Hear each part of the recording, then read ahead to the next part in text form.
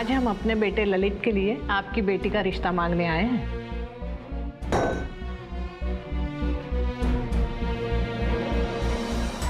तुम्हारी शादी हमारे तीसरे बेटे विवेक के साथ हुई है।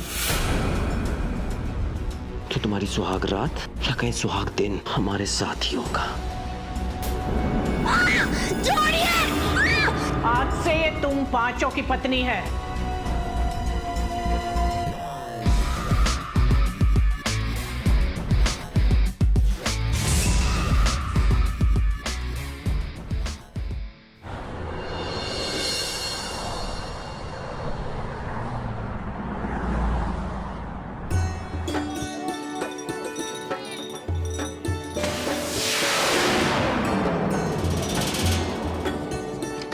माँ, माँ,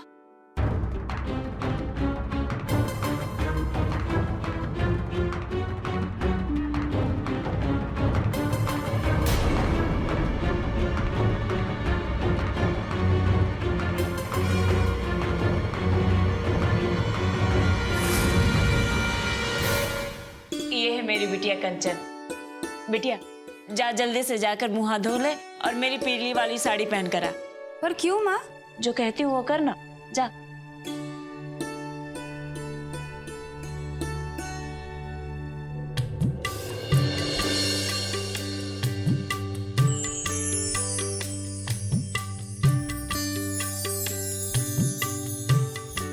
कंचन जल्दी कर बेटा। आई माँ। कंचन बिटिया, ये हमारा बेटा ललित है और ये विवेक, वो संतोष है और वो चंदू है। आज हम अपने बेटे ललित के लिए आपकी बेटी का रिश्ता मांगने आए हैं। हमारा सबसे बड़ा बेटा है केशव, लेकिन वो आज नहीं आ पाया क्योंकि उसे कारोबार संभालने के लिए रुकना पड़ा। बड़ा कारोबार है दीदी का हमारा, कस्बे में बड़ी इज्जत है। आपकी बिटिया राज करेगी। अजय,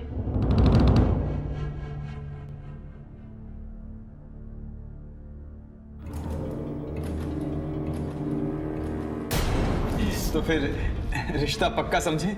जी। तो लीजिए सब लोग मुंह मीठा कीजिए। चलिए कोई नहीं।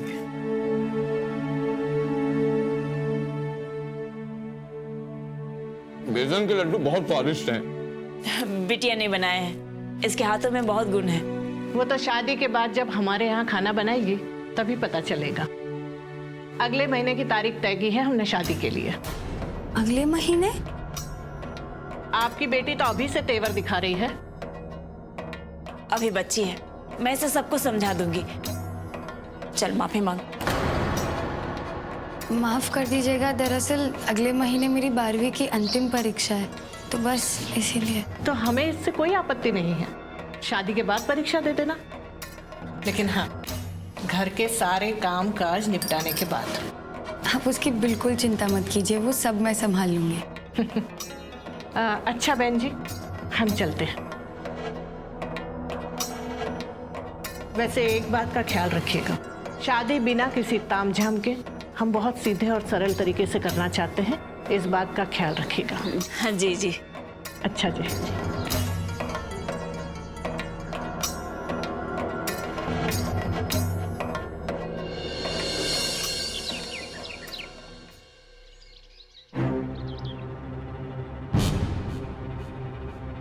भाई की लॉटरी लगने वाली है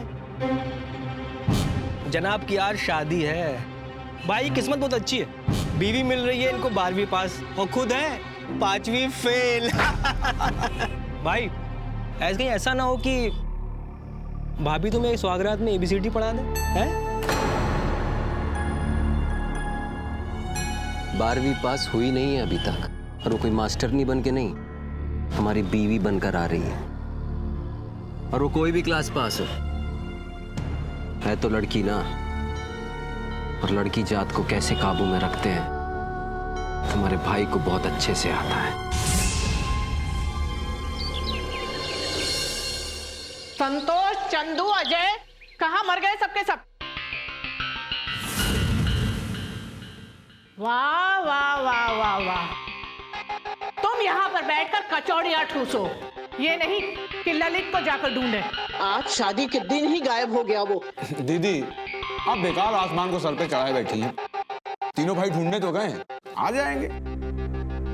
माँ ललित भैया कहीं नहीं मिले। मिलेंगे अभी कैसे? दीदी वो अपना बड़ा वाला केशव होता है ना, तो वो भी ढूंढने में लग जाता है। आपने तो उसको बाहर भेज दिया है और शादी में भी नहीं बुलाया। कैसे बुलाती?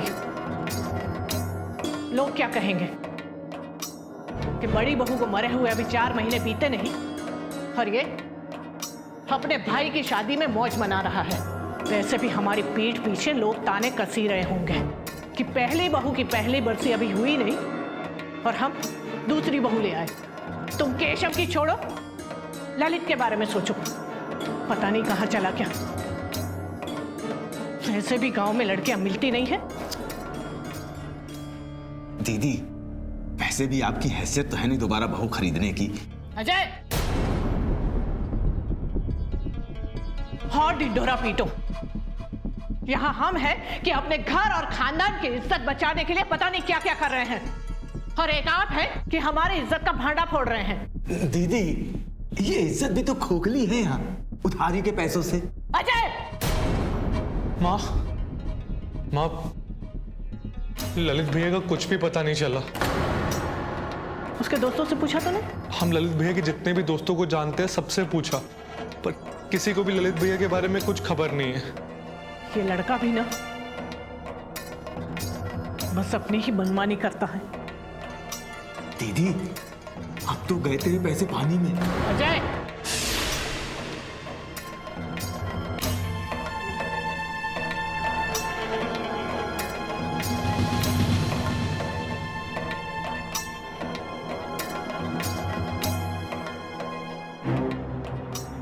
संतोष, चंदू, जी माँ। अपने विवेक भैया को लेकर जाओ और इन्हें सेहरा पहनाकर दूल्हा बनाकर लेकर आओ।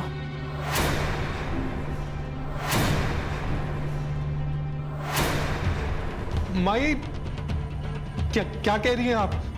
अब ललित भैया नहीं आया तो उनके किए की सजा हमें क्यों दे रही हैं आप?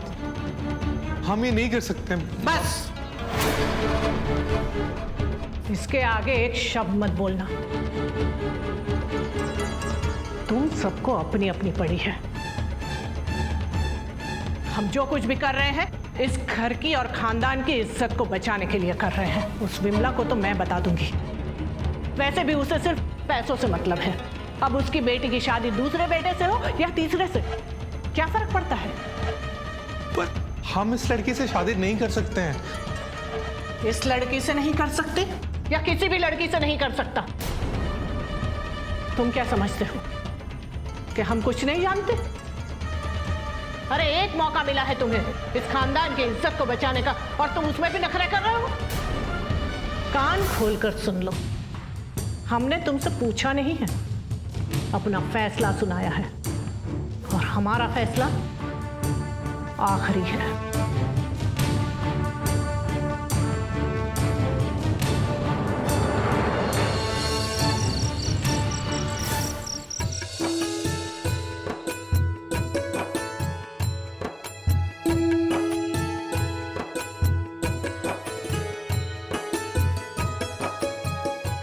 बहू, अब अपने दाहिने पैर से इस कलश को छूकर गृह प्रवेश करो।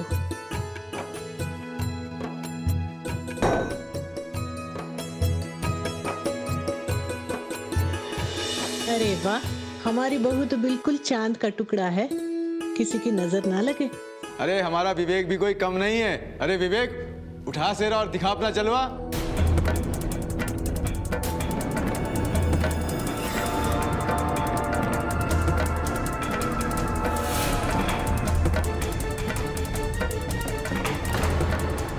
मंडप में तुम्हारे साथ विवेक ही था। तुम्हारी शादी हमारे तीसरे बेटे विवेक के साथ हुई है। हमने तुम्हारी माँ को ये बात बता दी थी, उन्होंने तुम्हें बताया नहीं क्या? माँ जी मगर बस अब चलो बड़ों का आशीर्वाद लो। ये तुम्हारे जेठ हैं केशव, तुम्हारे पति के बड़े भाई।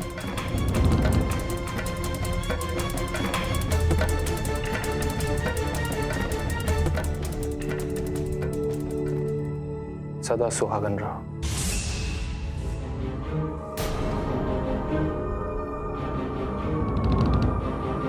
अब इनके साथ भाभी को मत ढूंढो, जब वो है ही नहीं तो मिलेंगी कहां से? संतोष, चंदू, चलो अब अपनी भाभी को उनका कमरा दिखा दो। चलिए भाभी। चलिए भाभी।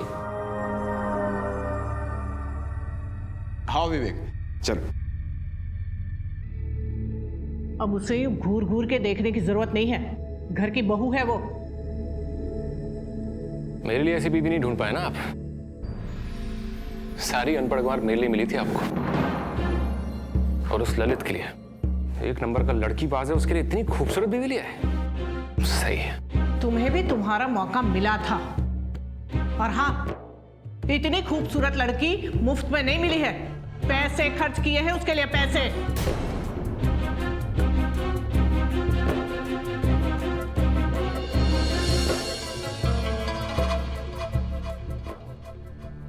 तुम्हारी शादी हमारे तीसरे बेटे विवेक के साथ हुई है।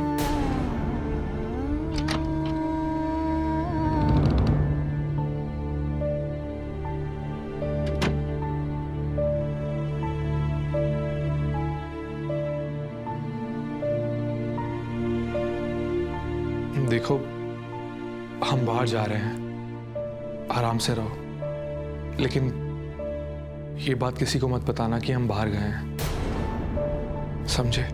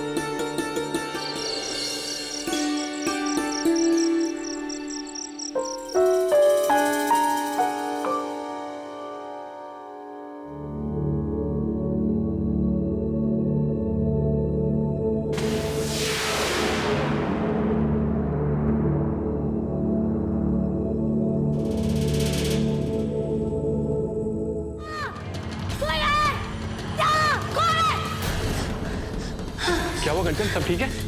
कोई था कमरे में, किसी ने मुझे कंबल के नीचे दबोचने की कोशिश की है। अरे नहीं नहीं, तुम्हारा भ्रम होगा, कोई नहीं आया। मैं सच कह रही हूँ, ये कोई था कमरे में। कंचन तुम आराम करो।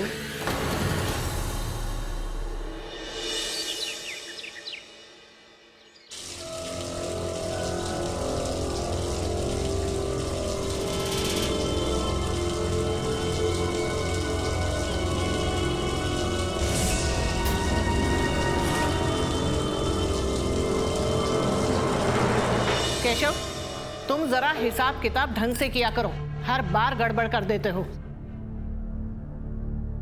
विवेक, जी माँ। कहाँ जा रहे हो? माँ, वो हम जतिन के यहाँ पर जा रहे हैं। रोज रोज जतिन के यहाँ जाना जरूरी है? कल रात भी गए थे ना?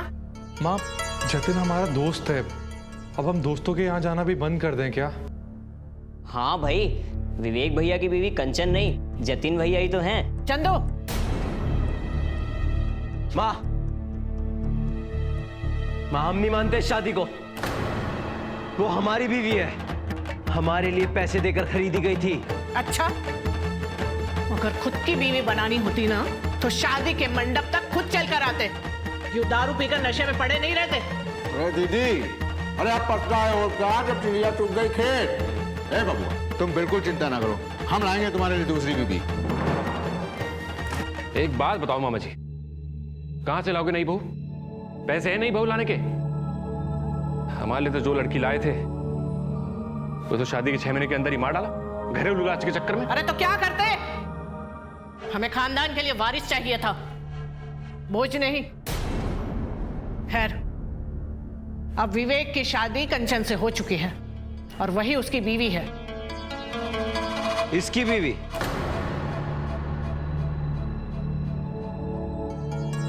इसकी बीवी? माँ, आपको खानदान के लिए वारिस चाहिए था ना? ये दे पाएगा वारिस इस खानदान को? और क्या बे, तुझे अब इस लड़की पर अपने पति होने का हक जताना है? जता पाया कुछ? वैसे तुझे कब से लड़कियां पसंद आने लगी? हाँ, कान खोल के सुन लो सब लोग, वो लड़की हमारे लिए खरीदी गई थी और वो हमारी चीज है।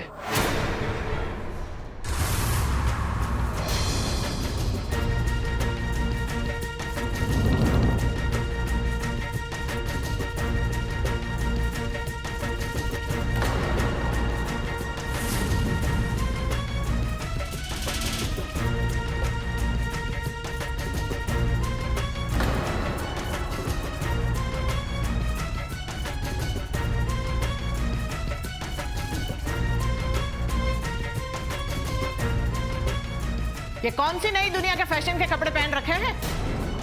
माना तुम्हारी माँ दर्जी है, इसका मतलब ये नहीं कि साड़ी के बदले ये सिल के दे दिया। नहीं माँ जी, वो कि मेरी स्कूल की यूनिफॉर्म है।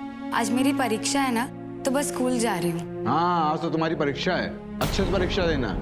शुक्रिया मामा जी। क्या अच्छे से परीक्षा देना? नई बहू ये कपड़े पहन के जाएगी यूं बिना घूंघट के? गांव में हमारी क्या इज्जत रह जाएगी?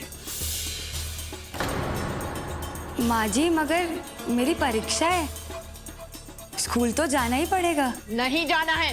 माँ जी, मगर आपने तो कहा था कि मैं शादी के बाद अपनी परीक्षा देने जा सकती हूँ। हार में गई तुम्हारी परीक्षा। हमने एक बार कह दिया ना कि तुम नहीं जाओगी तो नहीं जाओगी। माँ जी, मुझे जाना पड़ेगा स्कूल। हम तुम्हारी सास है और हमने एक बार कह दिया। माँ जी, हम जाएंगे। ललित भैया, चुप।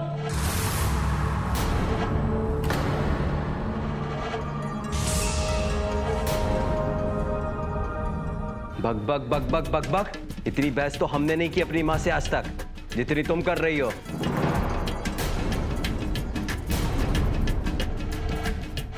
उधर क्या देख रही है? वहां से कुछ उम्मीद मत रखना, तुम हमारी चीज हो, समझी?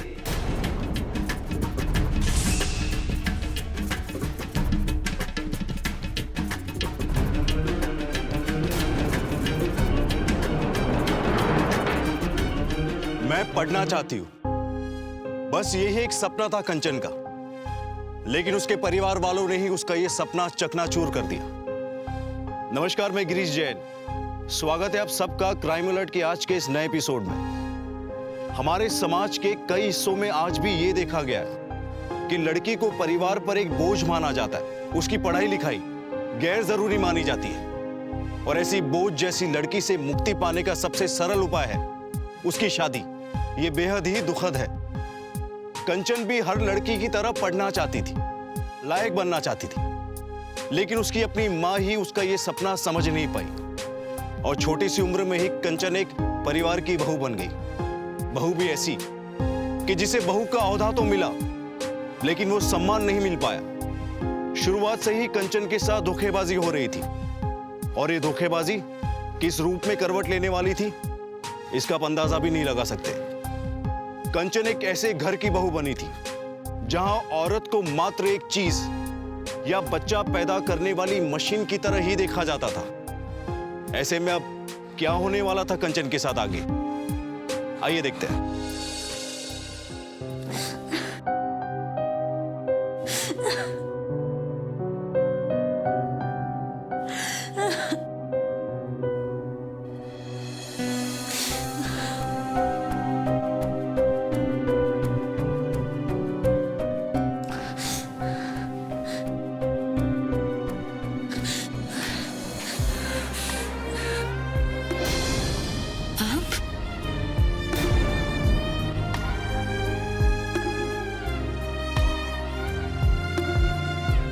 रोना बंद करो।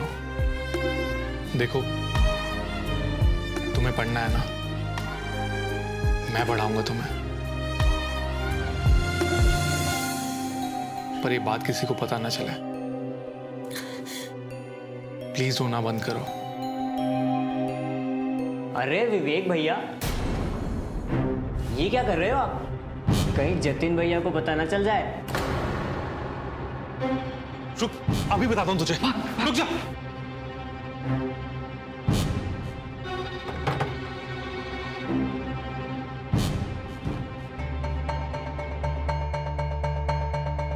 देखो, अब तक तुम्हें अंदाजा हो गया होगा कि पति होकर भी मैं तुम्हें सब पति के सुख नहीं दे पा रहा हूं। मैं तुमसे शादी भी नहीं करना चाहता था, पर वो माँ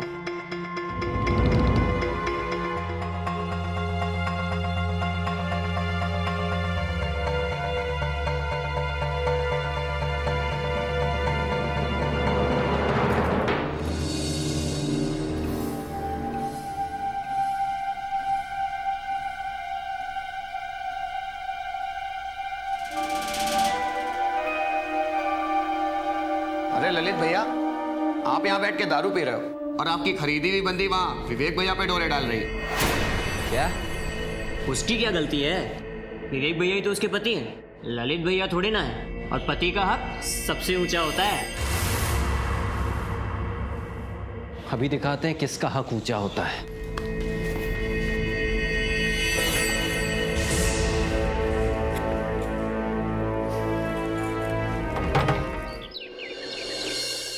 माँ, क्या चल रहा है पिछले 2 दिन से? और आपने ललित भैया को डांटा क्यों नहीं है?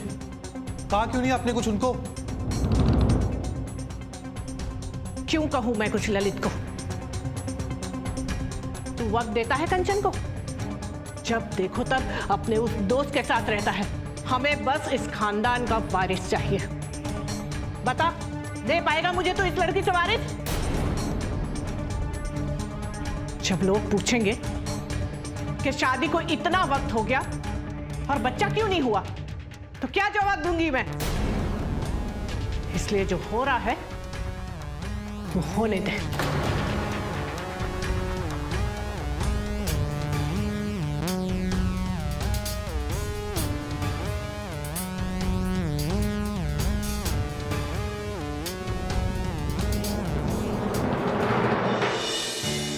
ये लो चलो।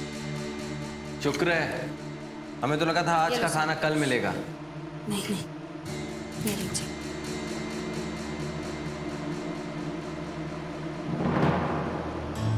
ये क्या बकवास खाना बनाया है? रोटी कच्ची है। लेकिन मैंने तो बहुत ध्यान से पकाया था। ध्यान से बनाया था? हाँ, बहुत ध्यान से बनाया था। हम बताते खाना कैसे बनाते जरा। अरे क्या हुआ? क्या किया है इसने? अरे माँ, कच्ची रोटी बनाकर खिला रही है हमें। ये मनहूस है ये ऐसे। इसकी माँ से कहा था कि इसे कुछ सिखा कर भेजे, लेकिन नहीं, हमारे सारे पैसे खा गई और इस मनहूस को हमारे सर पे मड़ गई। तू इसे छोड़। बेटा, गायत्री के घर पे भोज है, मामा जी भी वहीं गए हैं, मैं भी वहीं जा रही हूँ। तू चल मेरे साथ। मनहूस कहीं की।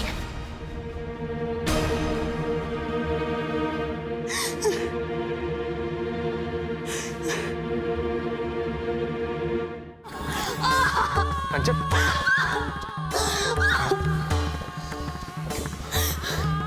कितनी चोट आई है तुम्हें? चलो चलो मेरे साथ, चलो। शुक्रिया भाई साहब, अब मैं ठीक हूँ। अब मेरी परेशानी अपने सर मत लीजिए। क्यों ना परेशान हो? हमारा कोई रिश्ता नहीं है क्या? आप बहुत भले इंसान है भाई साहब। आपकी जिंदगी में जो भी आएगी वो बहुत खुशकिस्मत होगी। तुम अपनी किस्मत देखो। मेरी किस्मत तो वैसे ही खराब हो चुकी है। कंचन, अपने आप को संभालो, सब ठीक हो जाएगा। कंचन, संभालो अपने आप को, सब ठीक हो जाएगा। ठीक हो जाएगा।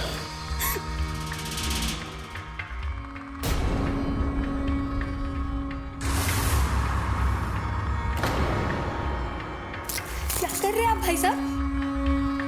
क्या गलत किया इसमें? हाँ? वो ललित तुम्हें दिन भर मारता पीटता रहता है, वो सही है। मैं यहाँ तुम्हारे प्यार से देखभाल कर रहा हूँ, मैं गलत हूँ? आप गलत समझ रहे हो। वो ललित जी आ गए। ललित क्या ललित हाँ?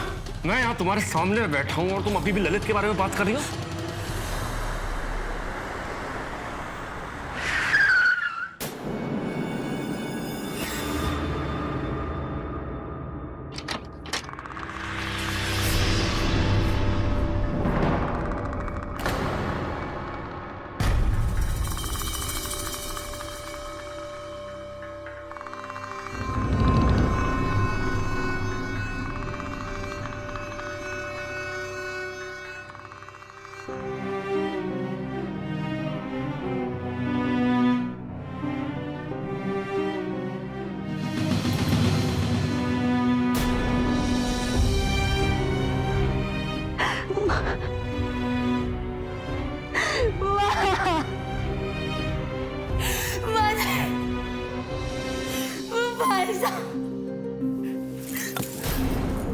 ये तो होना ही था।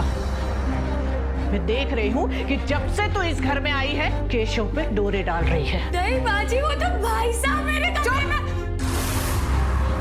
जो हुआ सो हुआ, लेकिन एक बात ध्यान रहे, ये बात इस हवेली के बाहर नहीं जानी चाहिए, समझ गई?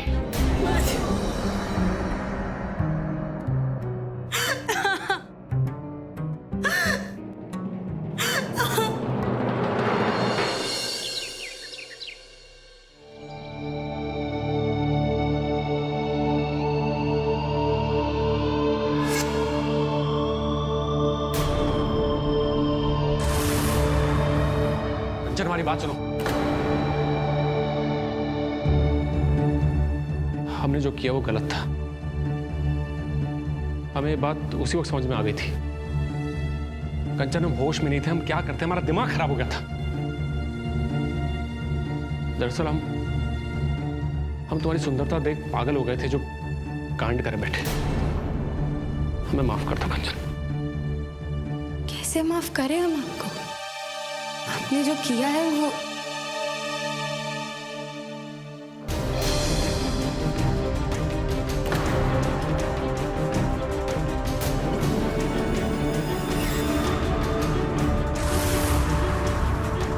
तुम्हारी बात सुनो। तेरी हिम्मत कैसे हुई? हाँ, तेरी हिम्मत कैसे हुई? तेरी हिम्मत कैसे हुई? ललित अपनी ललित, तेरी हिम्मत कैसे हुई मेरी चीज को हाथ लगाने की? मैं समझो इसे, बहुत पर लगा इसको। सुन, तेरी बीवी नहीं है वो, विवेक की है। विवेक? क्या हुआ माँ? ये विवेक जो 7 फेरे लेके भी इसके साथ इस पे अपना हक नहीं जता पाया, लेकिन तेरी हिम्मत कैसे होगी उसको हाथ लगाने की? तेरी हिम्मत हुई।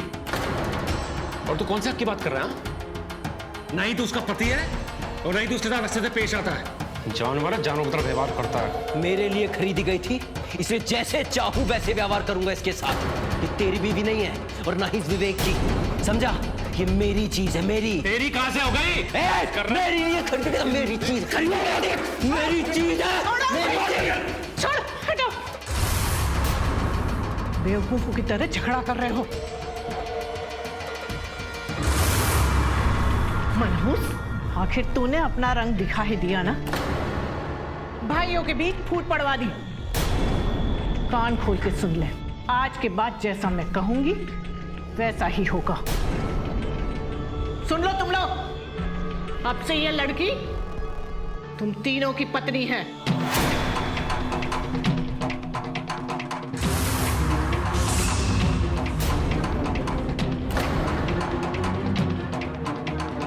माँ, आप ये क्या बात कर रही हो? ये क्या बात हुई माँ? हमें क्यों अलग कर दिया? और माँ, जब हमारी बीवी आएंगी और हमसे सवाल पूछेंगी तो उनको क्या जवाब देंगे कि हमारे 3 बड़े भाइयों में हमारी सिर्फ एक भाभी है? और आपके पास इतने पैसे हैं जो हमारे लिए दूसरी बीवी खरीद सको?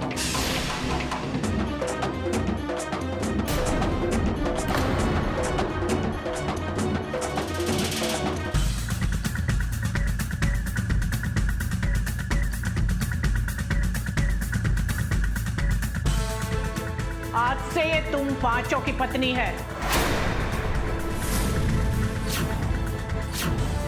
ये क्या बोल रही हो माँ? चुप।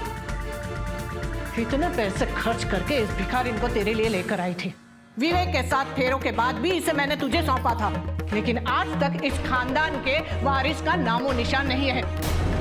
और सुन, अगर तुझे पति बनने का इतना ही शौक है ना, तो आज के बाद तेरी सारी अय्याशियां बंद।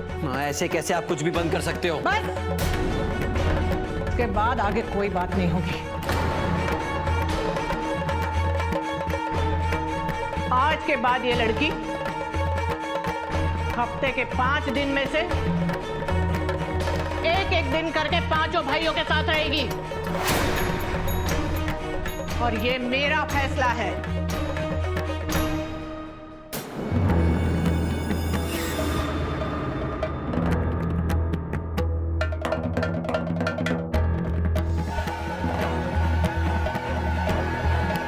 केशव, इसे मंगलसूत्र पहनाओ और इसकी मांग में सिंदूर भरो।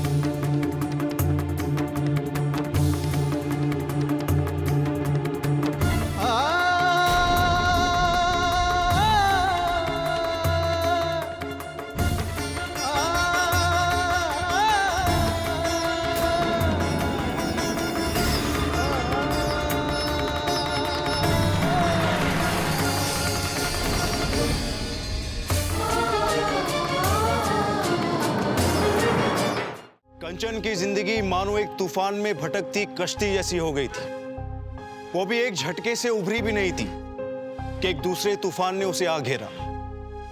कंचन ने कभी सपने में भी नहीं सोचा होगा कि उसे यूं 5 भाइयों में बांटा जाएगा। शायद अगर कंचन ने पहली बार पर ही अत्याचार होने पर अपनी आवाज कड़े शब्दों में उठा ली होती, तो आज वो यूं एक सामान बन के ना रह जाती। आदिकाल की पांचाली के बारे में तो सबको पता है, और कंचन अब 21वीं सदी की पांचाली बन चुकी थी। अब किस ओर जाने वाली थी कश्ती इस आज के जमाने की पांचाली की? आइए देखते हैं।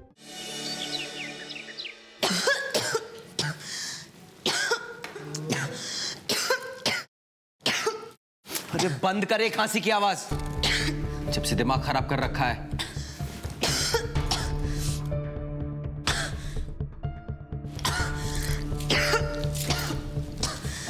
कंचन, तुम्हारी तबीयत इतनी ज्यादा खराब है, तुम कुछ दवा क्यों नहीं लेती हो? चलो मेरे साथ। कहाँ जा रहे हो दोनों? कंचन को हॉस्पिटल लेकर जा रहा हूँ। 2 हफ्ते से उसकी तबीयत खराब है, किसी ने दवा तक नहीं पूछी है। जरा सी खांसी है, ठीक हो जाएगी, कोई जरूरत नहीं है हॉस्पिटल लेके जाने की।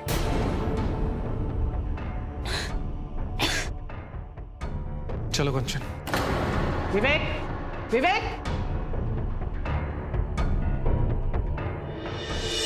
इतनी देर हो गई, पता नहीं कहाँ चले गए दोनों। दीदी, इस तरह परेशान होने से कुछ ना होगा। मैं तो कहता हूँ विवेक तुम्हारे हाथों से निकल गया। बताओ, तुम्हारी बात नहीं मानी? चुप रहो। आ गए घूम फिर के? हम लोग सीधा हॉस्पिटल से ही आ रहे हैं, कहीं घूमने फिरने नहीं गए थे। और हाँ, कंचन के कुछ टेस्ट करवाने होंगे। अच्छी भली तो दिख रही है। किस चीज के टेस्ट करवाने हैं? कंचन माँ बनने वाली है। क्या? सच? अरे वाह, मेरी बहू माँ बनने वाली है। अरे भैया, सुना तुमने? बहू माँ बनने वाली है। अरे अब तो हमारे पोता खिलाने के दिन आ गए भैया। मुबारक हो और बहुत तुमको मुबारक हो। ये एक फॉर्म है माँ जी।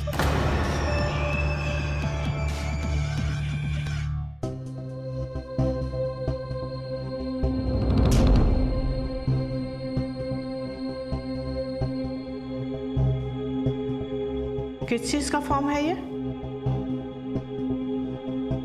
इस फॉर्म पर बच्चे के पिता का नाम लिखना है।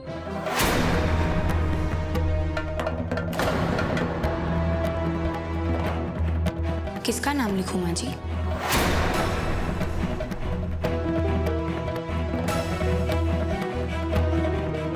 इसमें बेवकूफों की तरह सवाल करने वाली क्या बात है? अरे जाहिर है कि पहला लड़का होगा तो केशव का ही होगा, दूसरा होगा तो ललित का, तीसरा होगा तो विवेक का होगा, चौथा होगा तो संतोष का और पांचवा लड़का होगा तो चंदू का होगा। इसमें सोचने वाली कौन सी बात है?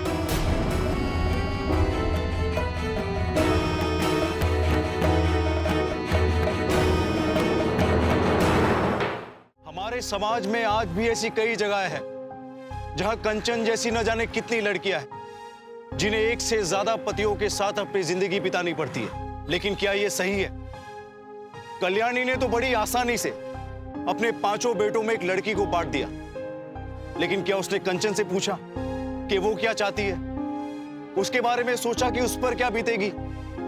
नहीं, कल्याणी को लगा कि वो अपने 5 बेटों की समस्याओं का, उनकी हवस का समाधान ला रही है, लेकिन उसने कभी नहीं सोचा होगा कि उसका ये समाधान यूं समस्या में बदल जाएगा। किसी को नहीं पता था कि होने वाले बच्चे का बाप कौन है, लेकिन कल्याणी को अपने बेटों के पापा कहलवाने से ज्यादा खानदान के आने वाले वारिस की प्रतीक्षा थी। कंचन के अब 8 महीने गुजर गए, सबको आने वाले बच्चे का इंतजार था, लेकिन किस्मत अब क्या नया खेल खेलने वाली थी, इसकी किसी ने कल्पना भी नहीं की होगी।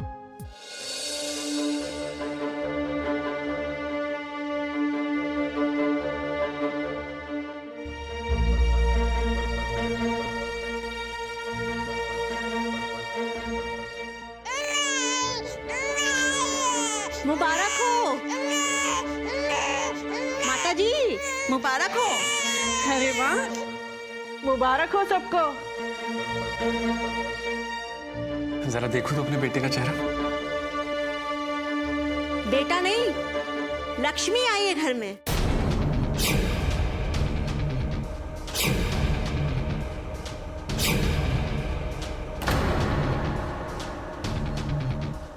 क्या हुआ भैया? बहुत कूद रहे थे, बेटा होगा बेटा होगा। मैं बनूंगा बेटे का बाप और आप झेलो इस बेटी का पाप।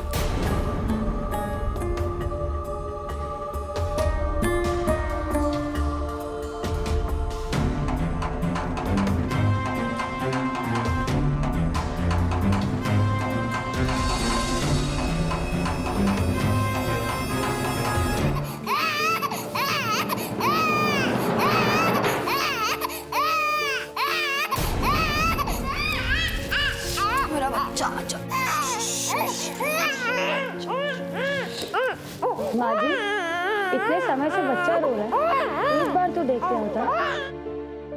अब इसका मुंह छोड़ और दूसरे की तैयारी कर।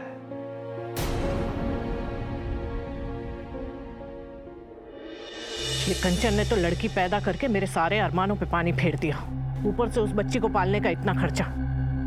कैसे पालेगी सारी उम्र इस लड़की को? अब ही लाई हो उसे। अरे अब इस लड़की से छुटकारा पाएंगे कैसे? क्यों? इसमें इतनी सोचने वाली क्या बात है? हमने सब सोच लिया है। मतलब? संतोष, चंदू, आपके जितना ढीला काम नहीं करते हैं। इतने दिनों से आप बस सोचे ही जा रही हैं कि क्या करना है क्या करना है, और हमने काम कर भी दिया।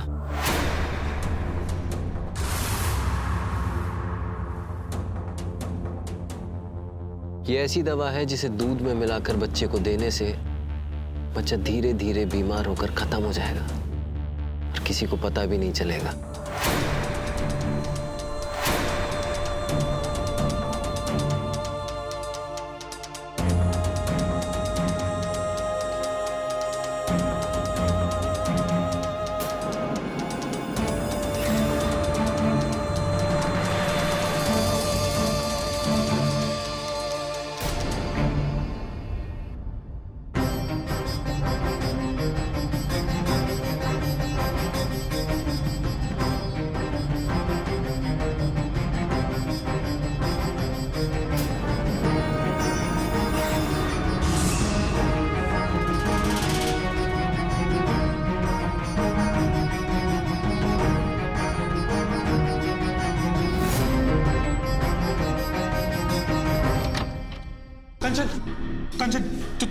यहाँ से निकलना होगा। मगर क्यों? तुम निकलो, तुम्हारे बच्चे को मारने की साजिश रची जा रही है। माँ, ललित भैया सब पीछे पड़े हुए हैं।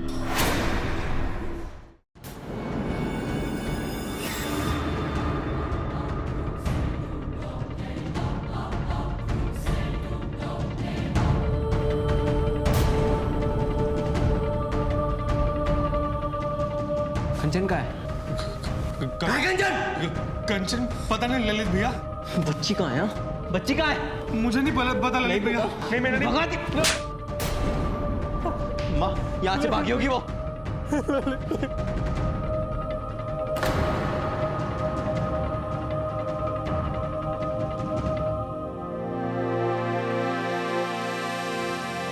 Hello, police station. कंचन रोक रोक, बच्ची मेरे को दे। ए, तू दूर रह से, समझा ना? चल। पीछे हटो। कंचन फेंक दे वो, हम कह रहे हैं। पीछे हट। लगता है तेरा मास्टरी बनने का शौक अभी तक पूरा नहीं हुआ। देख, हम सीधे से कह रहे बच्ची हमें दे दे, नहीं तो हम टेढ़े हो गए ना। पीछे हट। अरे बीवी जी, ऐसे कैसे जाने दे? पीछे हटो। कंचन, कंचन रुक। कोई ऐसे नहीं लगा। अरे क्या इंस्पेक्टर साहब, मैंने आपको कॉल किया था, यही कंचन है। इंस्पेक्टर साहब, इन सबको गिरफ्तार कीजिए। इन सब ने मिलकर मेरी बच्ची को मारने की कोशिश की है। ले चलो इन सबको, पकड़ लो। क्या गिरफ्तार कर लो? वारंट है आपके पास? पुलिस स्टेशन चलो, सब बताता हूँ। एक मिनट इंस्पेक्टर साहब, तुम सबने मिलकर जो मुझ पर अत्याचार किए वो तो मैंने सह लिए, पर मेरी बच्ची को मारने का इरादा बहुत गलत था। माँ जी, आप औरत है ना, आप जैसी औरतें हम जैसी औरतों को सामान बनने पर मजबूर कर देती हैं। कोई वंश पैदा करने की मशीन नहीं हूं मैं, जो आप जो चाहे जैसे चाहे मेरी जिंदगी बनाएंगी। औरत हूं, मेरे भी जज्बात है। एक खेल बना के रख दिया है सब कुछ, खेल। इंस्पेक्टर साहब, प्लीज ले जाइए इन सबको। ले चलो।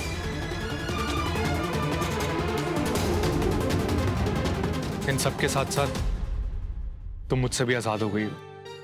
जो रिश्ता इन्होंने हम पर थोपा था, उससे अलग हो गए हैं।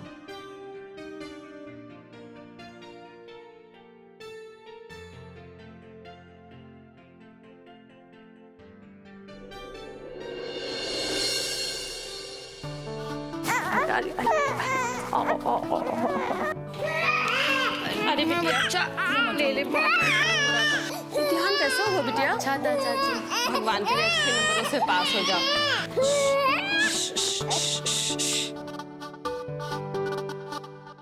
किस्मत ने फेंके थे कंचन के सामने सारे बुरे दाव, लेकिन एक कंचन की सहनशीलता का ही कमाल था कि उसने किस्मत के इन पासों को अपनी उन्नति के लिए इस्तेमाल किया और उभर कर आई अपनी सारी मुसीबतों से। कंचन ने ठान लिया था कि जो उसके खुद के साथ हुआ था वो अपनी बेटी के साथ कभी नहीं होने देगी। उसने ना केवल अपनी बेटी का जीवन बचाया, बल्कि अपने खुद के जीवन का भी पुनर्निर्माण किया। उसने वापस स्कूल जाना शुरू कर दिया है ताकि वो आगे अपनी बच्ची को भी एक बेहतर भविष्य दे सके। इसी के साथ मैं गिरीश जैन क्राइम अलर्ट के इस एपिसोड में आपसे विदा लेता हूं। फिर मिलूंगा ऐसी एक सच्ची घटना के साथ। तब तक be alert, be safe. Crime alert, जुर्म के खिलाफ आवाज।